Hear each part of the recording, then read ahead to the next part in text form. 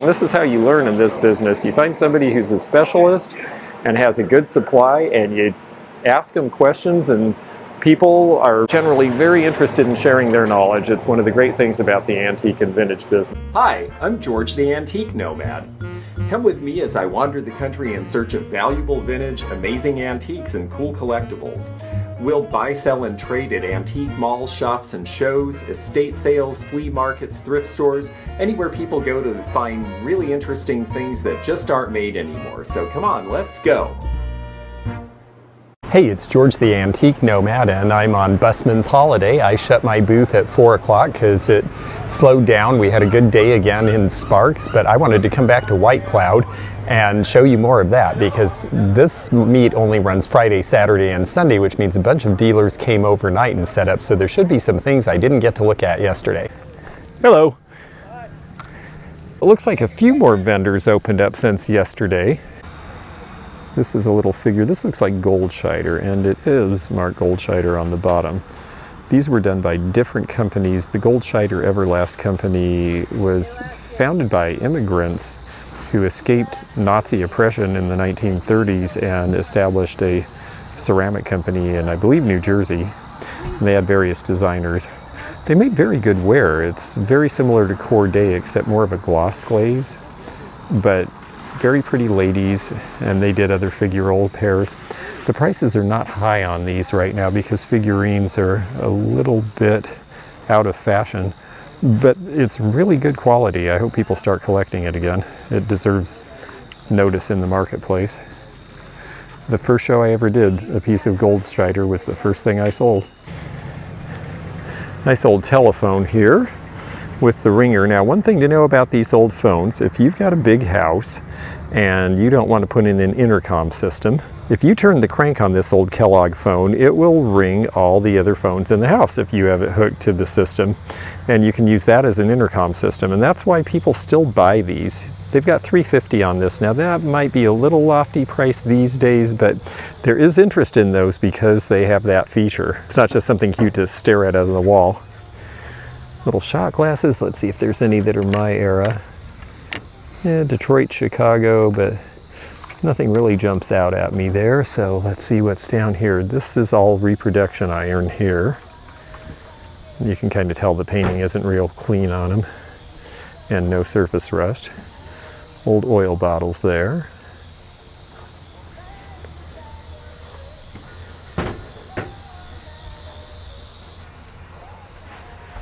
Bowling patches. There's starting to be interest in bowling collectibles. Not as many people bowl anymore, but there are people who like the old ephemera from that. And then this is actually a cuticle trimmer. If you open this up, you've got the blades for that sort of thing. Kind of an interesting shape from an old seed supply company.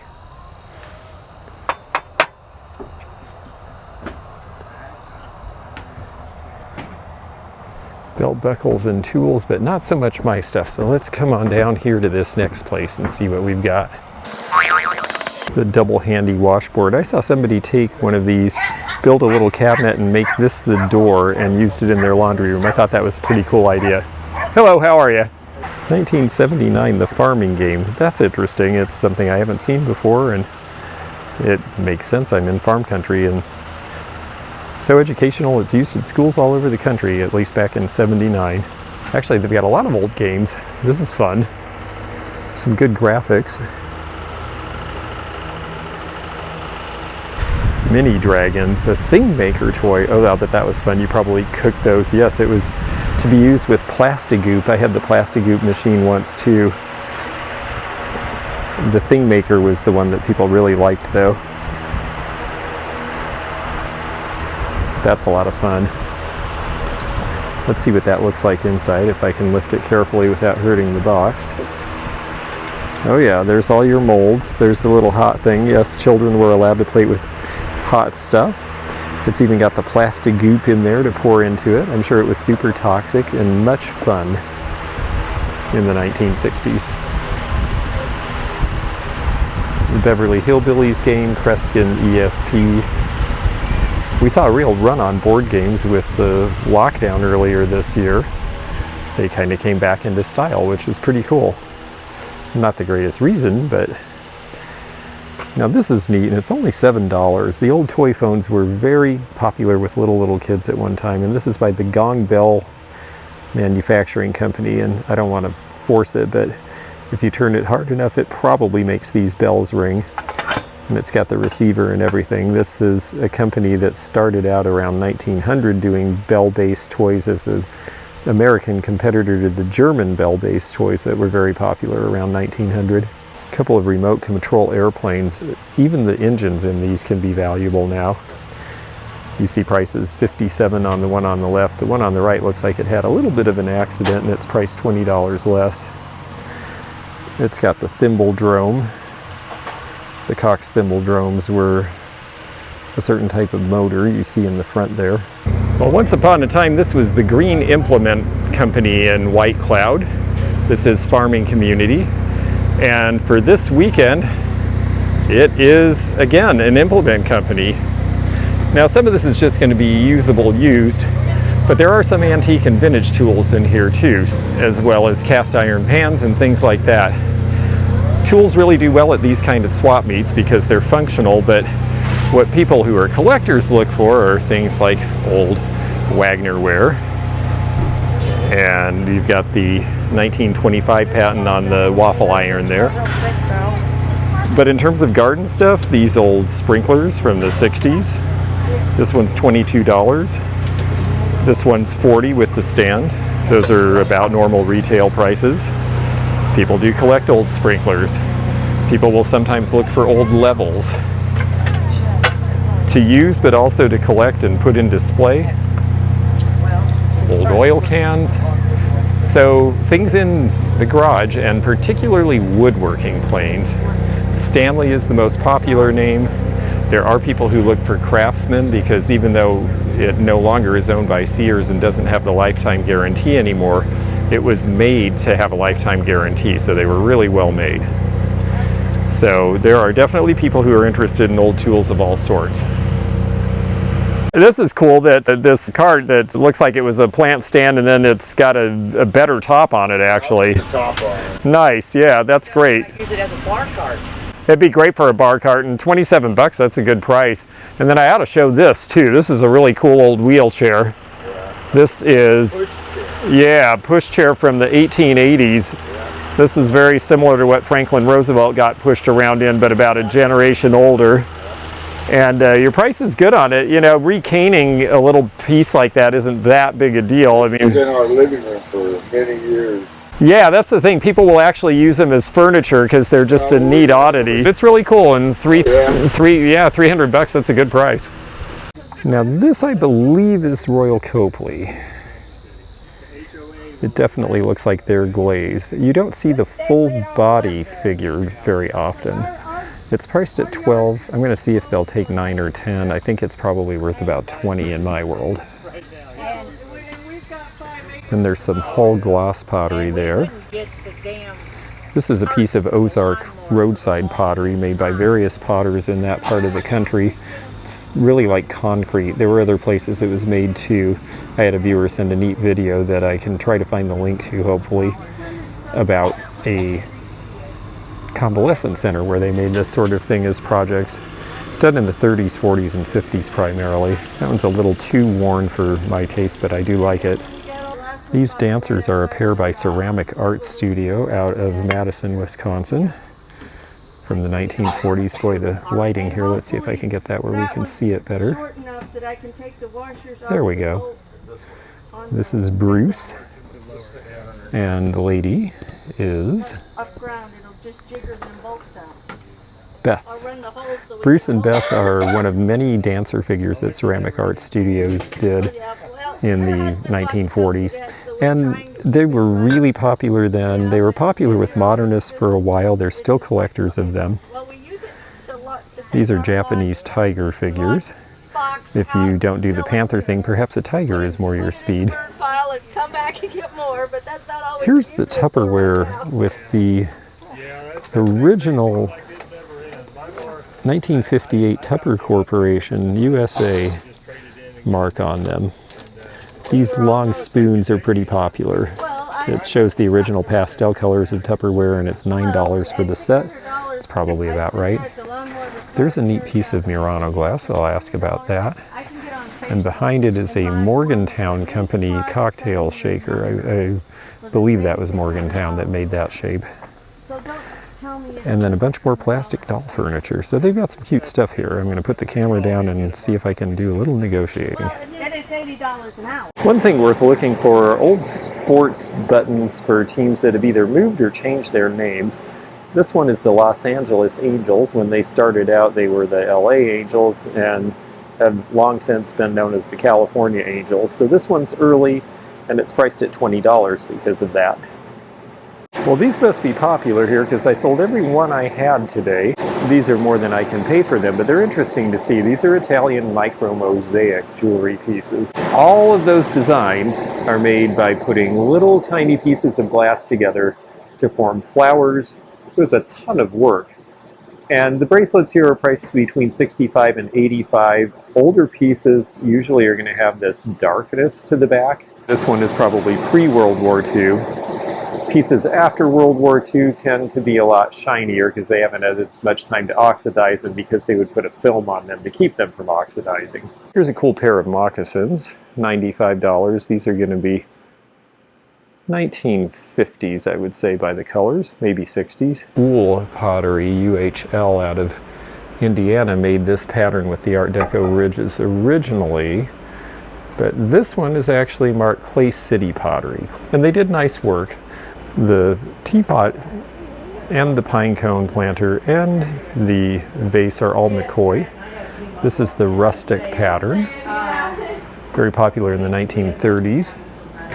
This is the Rustic Pinecone planter. I have one of these for sale myself already, so I guess I don't need another.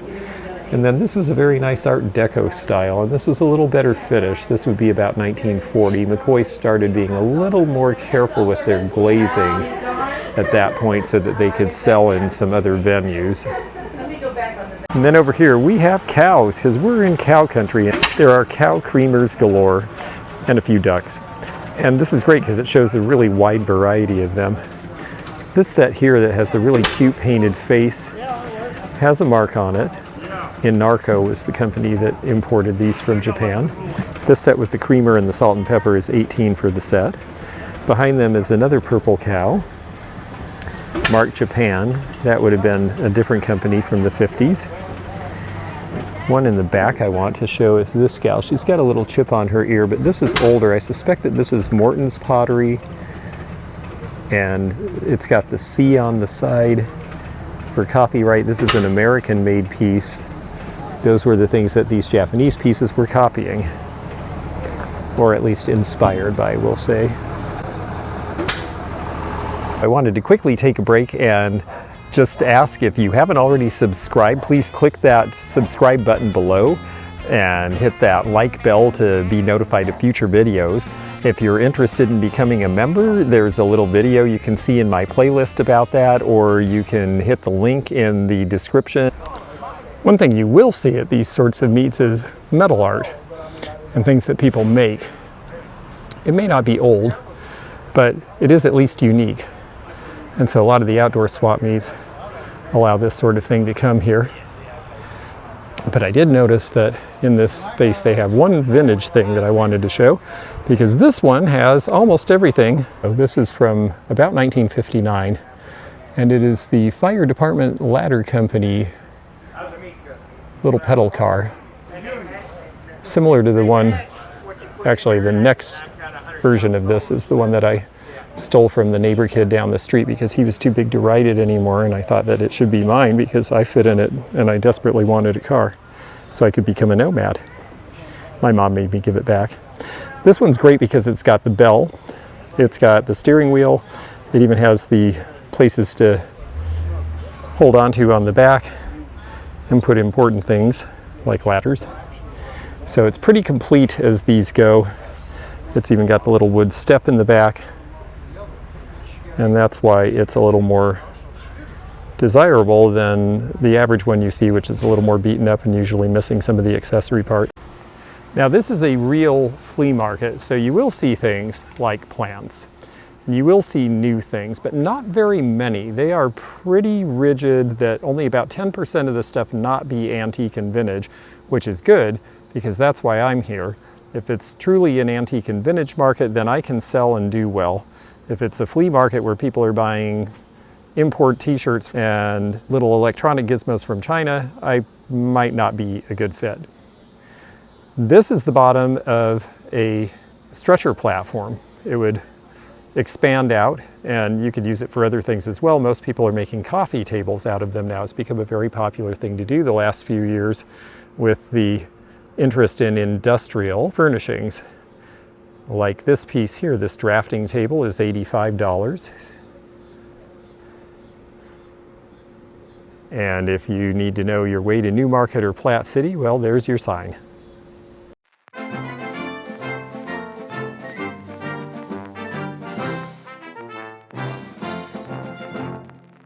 A lot of pistols here too. We're in the part of the country where you can sell antique firearms directly. He may have a license. I don't know what Kansas law is, but it varies state to state, so you really have to find out. I should show this one because this is one of the first Smith & Wessons ever made. It's the second issue of the first one. It's priced at $525. That's a pretty cool piece. Then he's got the Army Special 3220. This one's a Sieg Sauer Mosquito. The Germans made a lot of good guns as well. A Colt Remington and a Remington. These are 41 caliber. Kind of an odd size. Some things are hard to find ammunition for now. Like the little turquoise all carved in as fetish animals on that necklace. Then we get into pinback buttons, and we've got some older political buttons here, which is fun. I see a lot of newer stuff, but these, we've got some that really are going back a ways. I see McKinley there. Here's a bunch more McKinley, including a McKinley and Roosevelt. Roosevelt was not the vice president during the first McKinley administration. He was chosen because he led the charge up San Juan Hill in the Spanish-American War, became a hero, and then McKinley was assassinated. And they had put him on the ticket because they were worried about William Jennings Bryan and the people who really wanted reform getting power. And Teddy Roosevelt was a little more reform-minded, but they had no idea he would become president and institute the kind of reforms he did. Elks Day of Bergen Beach, I believe that's New Jersey. The Elks would have various days where they'd get together, sometimes at World's Fairs, sometimes for beach parties, and there'd be pins done at that point. People don't really remember now as a historical footnote, but when Reagan and Carter ran in 1980, John Anderson, who was a Republican, split off from the party and ran as an independent and got 5% of the vote. And this button here indicates some of the sentiment at the time. A little more Masonic jewelry. These rings with the nice red glass background are very pretty. Sometimes these are 10 karat gold, sometimes 14. I think a lot in here are 10 and 14 karat. Sheath says U.S. Marine Corps, and I don't see a lot that are Marine Corps sheaths. Then you pull out the knife, and it is indeed U.S. Marine Corps. Now we'll turn over the back, and usually at the bottom you see who the maker is. In this case, it was K-Bar out of New York, Olean, New York. A lot of the knives were made in upstate New York, along the Hudson River especially. And K-Bar is considered a good knife. This one looks like something that would have been issued probably during the Second World War. Tell me a little about marbles, because you've got a whole bunch of agates from, looks like the 30s and 40s mainly. Well, there was about 12 major companies that made marbles, and they all kind of had their own little twist as to how they made them. And that's how you can tell the difference. That's how you tell the difference. I know Acro agate. Did Vogue make them? Christensen was one of the big companies. Peltier was one of the big companies. Marble King was one of the big companies. Ravenswood was another company. And Ravenswood stayed in business a little bit longer than the others, and so there's at least around here, there seems to be more Ravenswood show up Oh, really interesting. than anyway. And the Ravenswood look like this. That's kind of their. It's kind of a. Oh, this is Ravenswood, Yeah. so they're a little more swirled, a little more modeling, yeah. and almost a little more clear color, not quite as... A little different look. These are Peltiers. Oh, I had that one when I was a kid. Peltiers here. This is what they call Superman. Oh, because of the The colors in the it. different colors in it. That's cool. That's a Girl Scout, Yep. Boy Scout. Neat. So they all got names. Acroaga made what they call corkscrews. You can see how that color goes in. Oh yeah. Okay. Corkscrews. I've They're run all into a different bunch of those. Then there's what they call fancy corkscrews, which are like this with a little different color base in them. There's a fancy corkscrew in a Peltier, and then there's hybrids, which they call Popeyes. Okay, I've heard that And term. they've got 3 different colors of glass in them.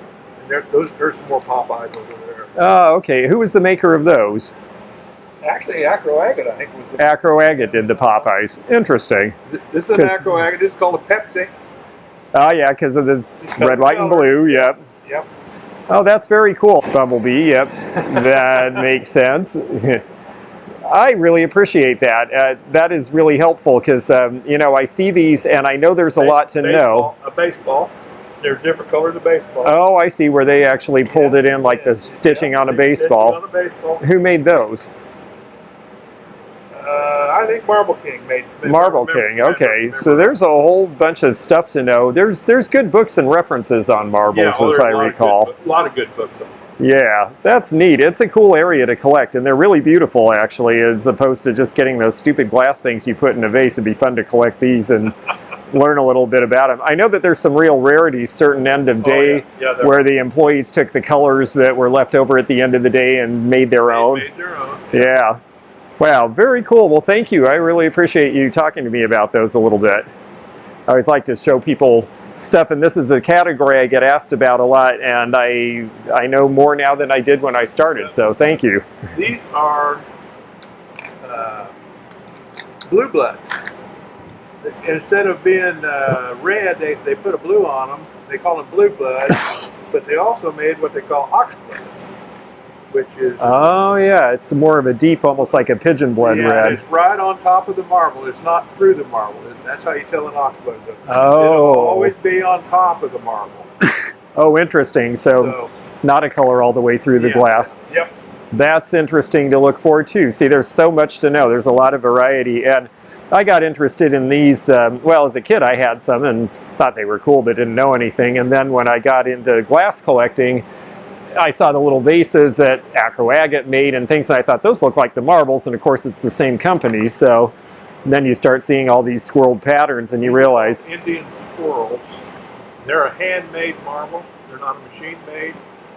And it's very seldom you cannot find them without damage because the glass was so brittle.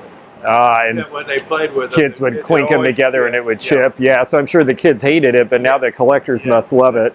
Yep. Now when you say handmade, I guess the machines would stamp out these other ones, so they're all perfect. Right. That one would be blown? With cane, they take canes of glass, twist it, and they had what they call a marble shears. Oh. That cut the glass. They cut the rods of glass, so kind of like when they make Millefiori glass, but then they'd shape it into a marble. That's what these are okay. here. That's the same kind of a deal there. I see, and they're a little more brittle, and they're a little rougher looking just on the surface. Well, of course, that could just be really from being played I've with. had some really nice ones that are really clean. Yeah. They made these clear up to 2.5 inches. Oh wow! In diameter. Big shooter size. Okay. And, well, they weren't shooters; they were for babies. Oh, so they couldn't swallow it. Ah, that's very cool. Yeah. That was the idea of the big ones. Wow, that's really interesting. Well, thank you very much. I'm going to honor your request and not show your face, but what's your name? Roger Rush. Roger Rush. Well, thank you, Roger. That was really interesting. I appreciate it. Well, Roger's got cool stuff, and that was really great. I've been looking for somebody who could tell me more about marbles, and this is how you learn in this business. You find somebody who's a specialist and has a good supply, and you ask them questions, and people are really generally very interested in sharing their knowledge. It's one of the great things about the antique and vintage business. I like showing this. You can see when they started getting more phone exchanges, you start getting hyphenated numbers even in the small towns. And that's going to be something in the 1950s, and then pretty soon there's direct dialing and area codes and all that stuff come along.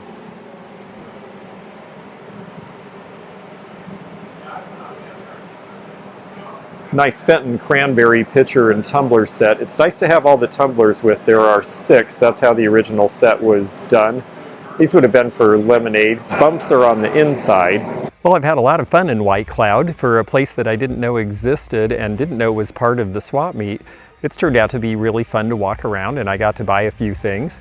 And so this is George the Antique Nomad, every day on Instagram, Twitter, and Facebook, and occasionally on Periscope. We'll see you out there in social media land somewhere, and here on YouTube every Monday and Wednesday.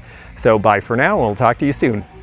Thanks for joining me again in the fun and fascinating antique community, here where online meets the real world. Please click the subscribe button below, click the bell to be notified when new videos upload, leave a comment below, and hit thumbs up to like this video.